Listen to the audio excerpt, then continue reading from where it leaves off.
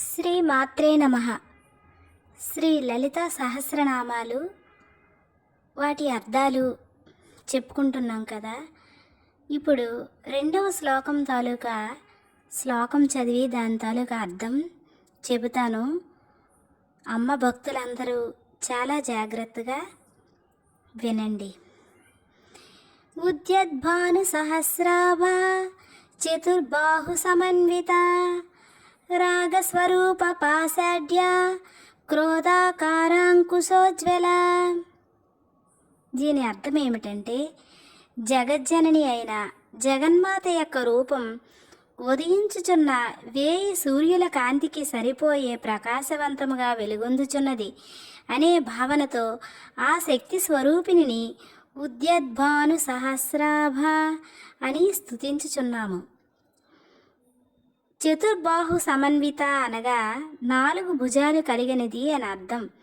చతుర్వేదముల స్వరూపిణి అయిన ఆ శ్రీమాత 4 భుజాలతో వర్ధిల్లుతున్నది అనే భావనతో చతుర్బాహు సమన్విత అని స్తుతిస్తున్నాము.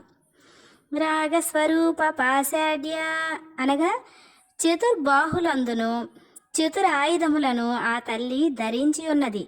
అందు రాగమనే పాశమును కూడా ధరించి ఉన్నది. ఆ పాశముతోనే తనను శరణు కోరిన భక్తులను రక్షించి ఇహలోకము నుండి పరలోకమునకు చేర్చి మోక్షాన్ని ప్రసాదించును. అందులకే రాగస్వరూప పాశాఢ్య అని స్తుతించబడుచున్నది. క్రోధాకారాం కుశోజ్వల అనగా క్రోధము అనేడే అంకుశము ధరించి ప్రకాశించుచున్నట్టిది. దేవి పురాణమునందు రూపమును వర్ణించినప్పుడు కుడివైపున కింద చేతినందు పాశమును అంకుశమును ధరించి ఉన్నదని కలదు. అటువంటి అంకుశమును ధరించిన దేవి ప్రకాశిస్తున్నదని అర్థం. దేవి తన చేతి యందు ధరించి ఉన్నటువంటి పాశము అంకుశాలలో పాశము రాగాత్మకము, అంకుశము ద్వేషాత్మకము అని కూడా చెప్పుట వలన ద్వేషాత్మకమైన అంకుశము ధరించి ప్రకాశించుచున్నదని గ్రహించవచ్చు.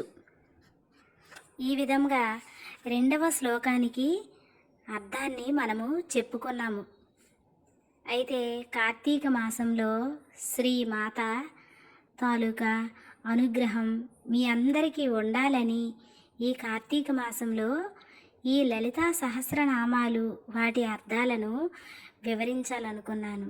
ఈ వీడియో కనుక మీకు నచ్చినట్లయితే లైక్ చేయండి, మీ ఫ్రెండ్స్కి ఫ్యామిలీ మెంబర్స్కి అందరికీ షేర్ చేయండి. అలాగే ఇలాంటి మరెన్నో ఆధ్యాత్మిక అంశాల కోసం నా ఛానల్ని సబ్స్క్రైబ్ చేసుకోండి.